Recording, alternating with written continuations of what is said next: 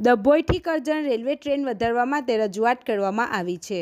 Rail સુવિધા અંગે DRUCC સદસ્ય વડોદરા ડિવિઝન તેમજ પ્રમુખ western railway passenger and pass holder welfare association પ્રમુખ મોહમ્મદ હબીબ લોખંડવાલાએ મેલ દ્વારા જનરલ મેનેજર વેસ્ટર્ન રેલવે મુંબઈનું 2 અત્યંત મહત્વપૂર્ણ વિષયો તરફ ધ્યાન દોરવામાં આવ્યું છે. ટ્રેન નંબર 19101 વિરાર ભરૂચ મેમુમાં મેલ એક્સપ્રેસનું ભાડું હટાવી લોકલ ભાડું લાગુ કરવા માંગ કરી છે. આ ટ્રેન મૂળભૂત રીતે એક લોકલ મેમુ સેવા છે, જે સવારે 4:35 વાગ્યે વિરારથી ઉપડીને 11:10 વાગ્યે ભરૂચ પહોંચે છે. લોકડાઉન દરમિયાન વિશેષ પરિસ્થિતિઓમાં ઘણી લોકલ ટ્રેનોનું ભાડું મેલ એક્સપ્રેસ જેટલું કરવામાં આવ્યું હતું, જેને પાછળથી જનહિતમાં પાછું સામાન્ય એટલે કે લોકલ કરી દેવામાં આવે તેવી માંગ કરી છે. આ ટ્રેનમાં આજે પણ મુસાફરો પાસેથી મેલ એક્સપ્રેસનું વધુ ભાડું વસૂલવામાં આવી રહ્યું છે, જેથી આ રૂટ પર રોજ મુસાફરી કરતા હજારો દૈનિક મુસાફરો, MST ધારકો અને સામાન્ય જનતાને દર મહિને લાખો રૂપિયાનું આર્થિક નુકસાન વેઠવું પડી રહ્યું છે. ત્યારે આ વિસંગતતાને દૂર કરી તાત્કાલિક સામાન્ય લોકલ ભાડું લાગુ કરવા માંગ કરી છે.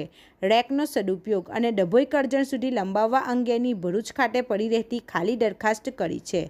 આ ટ્રેન સવારે રેકનો યોગ્ય ઉપયોગ કરવામાં 11:10 વાગ્યે ભરૂચ પહોંચ્યા પછી ત્યાં લાંબા સમય સુધી ખાલી પડી રહે છે. જો ઉપલબ્ધ સંસાધન આવે તો રેલવેની આવકમાં પણ વધારો થશે અને જનતાને સારી સુવિધા મળશે. આ રેકને ભરૂચથી આગળ પાલેજ, કરજણ અને ડભોઈ સુધી ચલાવવામાં આવે તો આ ફેરફારથી છોટાઉદેપુર, કરજણ જવા માટે વડોદરા સુધીનો લાંબો ફેરો નહીં કરવો પડે. તેઓ સીધા ડભોઈથી આ કનેક્ટિંગ ટ્રેન દ્વારા પોતાના ગંતવ્ય સ્થાન સુધી પહોંચી શકશે. અલીરાજપુર, મધ્યપ્રદેશ, બોડેલી અને એકતાનગર, કેવડિયા તરફથી આવતા મુસાફરોને ભરૂચ, પાલેજ કે આ નિર્ણયથી સૌથી મોટો ફાયદો નાના ખેતમજૂરો, નોકરિયાત વર્ગ, વિદ્યાર્થીઓ અને નાના વેપારીઓને થશે. આનાથી તેમના અને બચત થશે, પૈસાની ભારે બચત થશે અને તેઓ સુરક્ષિત રીતે મુસાફરી કરી શકશે. આ હકારાત્મક પગલાંથી જ્યાં એક તરફ રેલવેને પોતાની ખાલી પડી રહેતી રેકમાંથી વધારાની આવક મળશે, ત્યાં બીજી તરફ ભારતીય રેલવેની કલ્યાણકારી છબી વધુ મજબૂત બનશે.